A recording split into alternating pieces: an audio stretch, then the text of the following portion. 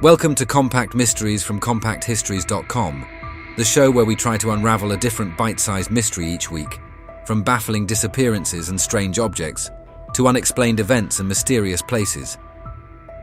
This is episode 85, The Mystery of Tarrare. In the final decades of 18th-century France, a boy was born whose life would become one of the strangest case histories in European medicine. His real name is unknown. History remembers him only as Tarrare, or occasionally Tarrare, a name that may have originated as a nickname or stage identity. He was probably born near Lyon in about 1772, into a poor family entirely unprepared for what followed. Even as a child, Tarrare seemed incapable of satisfying his hunger. This was not simply a large appetite. According to the account later recorded by the military surgeon Pierre-François Percy, Tarrare could consume an astonishing quantity of food and still search for more. By his teens, he was reportedly eating enough meat to feed several labourers each day. His family could neither understand nor afford his needs, and at around the age of 17 he was turned out of their home. Tarrare was not physically imposing. He stood at approximately average height and weighed only about 100 pounds or 45 kilograms. He had soft, fair hair, thin lips, and an unusually wide mouth. When he had not eaten, the skin around his abdomen hung so loosely that he could supposedly wrap its folds around his waist. After a large meal, however, his stomach expanded dramatically, becoming tight and rounded before gradually returning to its former state. Other details were equally disturbing. His body was said to be unusually hot, and he perspired heavily. After eating, his eyes became bloodshot, vapour appeared to rise from his skin, and he fell into a sluggish condition accompanied by loud belching and involuntary movements of the jaws. Most notoriously, he produced an odour so powerful that Percy claimed it could be detected from a considerable distance. He also suffered from almost constant diarrhoea. Alone and hungry, Tarrare attached himself to a group of travelling thieves and prostitutes. He begged, stole and scavenged, eating whatever he could find. Before long, his condition became a form of entertainment. He joined a travelling showman and appeared before crowds, swallowing corks, stones and baskets of apples. More gruesomely, he was said to devour live animals. Audiences recoiled, laughed and paid to watch. Eventually, Tarrare took his performance to Paris, where he worked as a street entertainer. Yet the spectacle concealed a desperate reality. He was not eating bizarre objects merely to impress a crowd. His hunger appeared genuine, painful and relentless. When revolutionary France went to war, however, the young performer abandoned the streets for an institution that promised regular meals, the army. In 1792, revolutionary France went to war with Austria and Prussia, beginning the conflict later known as the War of the First Coalition. The newly transformed nation needed enormous numbers of soldiers, and Tarrare joined the French Revolutionary Army. Whether he was motivated by patriotism, desperation, or the promise of dependable rations is unknown. Whatever his expectations, military life offered no solution to his hunger. An ordinary soldier's ration was hopelessly inadequate. Tarrare performed unpleasant tasks for his comrades in exchange for portions of their meals, but even their combined contributions failed to satisfy him. He searched through refuse and dung heaps for discarded scraps. Anything remotely edible was consumed, regardless of its condition. As his hunger continued, his health deteriorated until exhaustion brought him to the military hospital at Soult-sous-Forêt, close to the frontier. The hospital granted him 4 times the normal ration. Tarrare ate it all and remained hungry. He consumed leftovers abandoned by other patients, searched gutters and rubbish containers, and reportedly slipped into the dispensary to eat medicinal poultices. His behaviour attracted the attention of Dr. Corville, surgeon to the 9th Hussar Regiment, and Pierre-François Percy, surgeon-in-chief of the Army of the Rhine.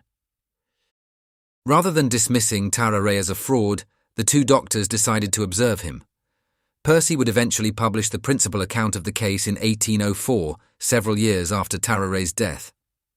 Almost everything now repeated about Tarrare derives directly or indirectly from this memoir, making Percy both the story's indispensable witness and one of its unavoidable problems. He was medically trained and had personally examined Tarrare, but he was also writing in an age fascinated by extraordinary human bodies. The doctors described Tarrare as apathetic and lacking in education, but they did not consider him insane. He could communicate normally and understood what was happening around him. His defining compulsion was hunger. Nothing he ate appeared to produce lasting satisfaction, substantial weight gain, or normal physical strength. To determine whether his claims were genuine, the doctors began arranging controlled demonstrations. Tarrare was first given a meal prepared for 15 labourers. It included large meat pies, dishes of grease and salt, and a considerable quantity of milk. He consumed the entire meal before his abdomen expanded dramatically, and he fell asleep. The doctors then tested not merely how much he could eat, but what he could eat. The surviving descriptions become increasingly unpleasant, including snakes, lizards, puppies, and a live cat. An eel was reportedly swallowed whole after Tarrare crushed its head between his teeth. His performances were no longer being staged for coins in a Parisian street. Now they were conducted under medical supervision, and soon the army wondered whether his extraordinary body might have a military use. For Percy and Courville, Tarrare presented a physiological mystery. 18th-century medicine possessed only a limited understanding of digestion, metabolism, and the mechanisms controlling appetite. The doctors could describe his symptoms, observe his body, and inspect what happened after he ate, but they had no reliable way to identify an underlying disorder. Tarrare's demonstrations established that he could rapidly swallow a remarkable quantity of material. Yet the experiments were neither systematic nor humane by modern standards. There was no carefully measured study of his calorie intake, no laboratory analysis, and no attempt to distinguish consistently witnessed events from stories circulating among the soldiers. Instead, the doctors repeatedly presented him with extreme meals and watched what happened. The reported killing and eating of live animals is the most distressing part of the account. Percy wrote that Tarrare tore open a cat with his teeth, drank its blood and ate its flesh, later vomiting fur and skin. Other small animals supposedly met similar ends. These episodes are often retold as evidence that Tarrare was monstrous, but they also reveal the conduct of those observing him. Animals were deliberately placed before a desperately hungry patient to test the boundaries of his condition. After eating, Tarrare's body underwent a conspicuous transformation. His abdomen became greatly distended, his temperature rose, and his perspiration intensified. He grew drowsy, while his breath, sweat, and bodily waste produced an almost intolerable smell. Within a relatively short time, however, the swelling subsided, and his loose skin returned. He would awaken hungry again. Despite these quantities, he remained extremely thin. The doctors found no obvious fever, and Percy did not believe that Tarrare's appetite was an act, nor did he think simple greed explained it. Something appeared to be driving both the enormous consumption and the rapid passage of food through his body. There were limits to what the experiments could establish. Measurements in later retellings vary, and some quantities may have been exaggerated as Tarrare's story passed from one publication to another. Percy's memoir was produced years after the events and should not be treated like a modern clinical record. Nevertheless, it describes a real patient encountered during a documented military career, rather than a character invented solely for folklore. To the army, Tarrare's most useful talent was not his appetite, but his ability to swallow large objects and recover them after digestion.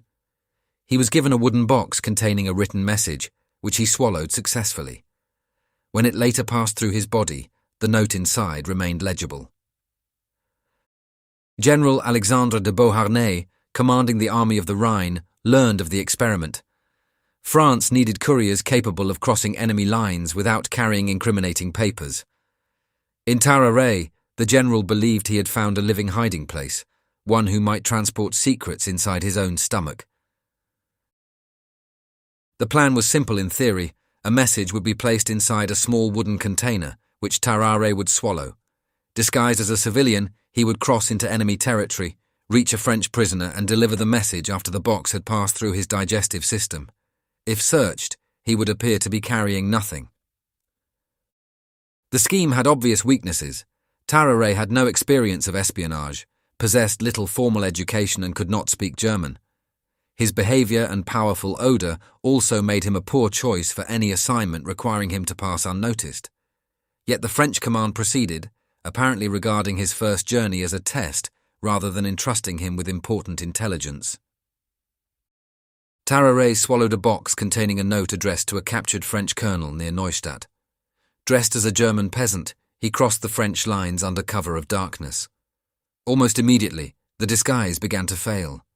Unable to answer questions in German, he attracted the suspicions of local people and was reported to the Prussian authorities. Soldiers searched him but found no documents. Tarrare was nevertheless detained, beaten and interrogated. At first he refused to reveal his mission. After prolonged imprisonment and further mistreatment, however, he explained what he had swallowed. He was chained near a latrine while his captors waited for the concealed container to emerge. When the box was recovered, the Prussians opened it and discovered that the supposedly secret communication contained no valuable military information. It was merely a request for the French prisoner to confirm that he had received the message. General de Beauharnais had risked Tarrare's life to establish whether this unusual method of communication might work. The Prussian commander was reportedly enraged by the absurdity of the operation. According to Percy's account, Tarrare was taken to a scaffold, a noose placed around his neck, and preparations made for his execution. At the last moment he was reprieved. After another beating, he was released close to the French lines. The experience destroyed whatever willingness Tarrare had possessed to serve as a human dispatch case. Terrified that the army might send him on another mission, he returned to the hospital and begged Percy for treatment. He promised to undergo any procedure if the doctors could remove or suppress his appetite. Percy tried laudanum, a preparation containing opium, but it had no lasting effect. Wine vinegar and tobacco pills were also administered without success. Large quantities of soft-boiled eggs were offered in the hope that they might keep him full. Nothing worked. Unable to control his hunger, Tarrare escaped the hospital's supervision to search for food. His increasingly desperate behavior would soon transform him from a medical curiosity into an object of fear. After the failure of Percy's treatments, Tarrare continued to scavenge around Salts. He searched outside butchers' shops for discarded offal and fought stray dogs for decomposing scraps in the streets. Within the hospital, he stole food whenever an opportunity arose. Yet the most disturbing reports suggested that his hunger was drawing him towards human blood and flesh. Bloodletting remained a common medical treatment, and hospital staff reportedly discovered Tarrare drinking blood removed from other patients. He was also accused of entering the hospital's mortuary and attempting to eat from the bodies kept there. These claims reinforced the belief among some doctors that he belonged in an asylum rather than a military ward. Percy, still hoping to understand or treat the condition, resisted transferring him. Then a child disappeared. The missing child was approximately 14 months old and had been staying in or around the hospital. No trace of the infant was found. Because of Tarrare's known behavior, suspicion immediately fell upon him. The hospital's staff concluded that he had killed and eaten the child, and he was driven from the institution. This episode has become the darkest element of the Tarrare legend, but the evidence does not justify presenting it as a solved crime. There was no eyewitness, no recovered body, and, in the surviving account, no physical evidence connecting Tarrare to the disappearance. Percy himself recorded only that Tarrare was suspected. The allegation arose because he had consumed live animals, sought blood, and supposedly interfered with corpses. Those actions made the accusation imaginable, but they did not prove it. The distinction matters. Tarrare's modern reputation often includes the confident claim that he ate a baby, transforming an unresolved disappearance into a sensational fact. The historical record supports something narrower. A child vanished, Tarrare was blamed, and the terrified staff expelled him. What became of the child, and whether Tarrare played any part, remains unknown. His expulsion brought the best documented period of his life to an abrupt end. Without the hospital, he again had no treatment, regular shelter, or reliable source of food. For approximately 4 years, Tarrare disappeared from the record. There is no dependable account of where he lived, how he survived, or whether his extraordinary appetite continued with the same intensity. In 1798, a physician named Monsieur Tessier contacted Percy from a hospital in Versailles. A severely ill patient had asked to see the military surgeon who once studied him. Percy travelled there and discovered Tarrare bedridden and greatly weakened. Tarrare believed he knew the source of his illness. 2 years earlier, he said, he had swallowed a golden fork that had never reappeared. He was convinced that it remained trapped inside him. Percy suspected a different and far more familiar killer, advanced tuberculosis.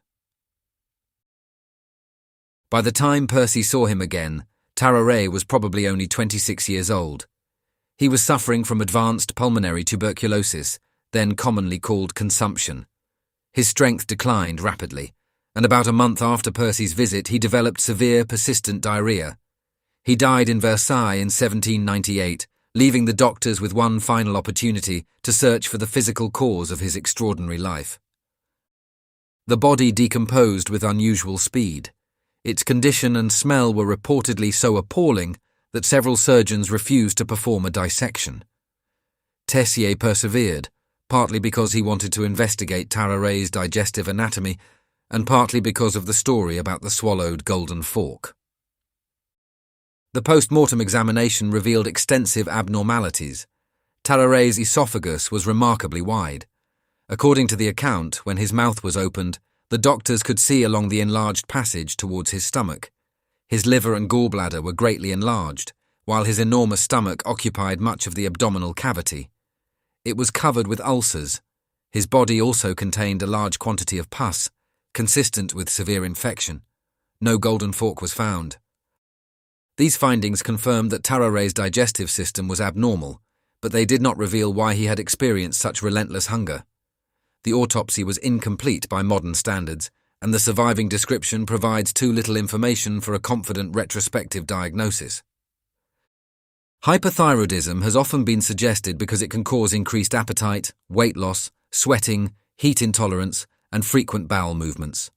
Some of Tarrare's symptoms fit that pattern, but an overactive thyroid alone would not easily explain every reported feature.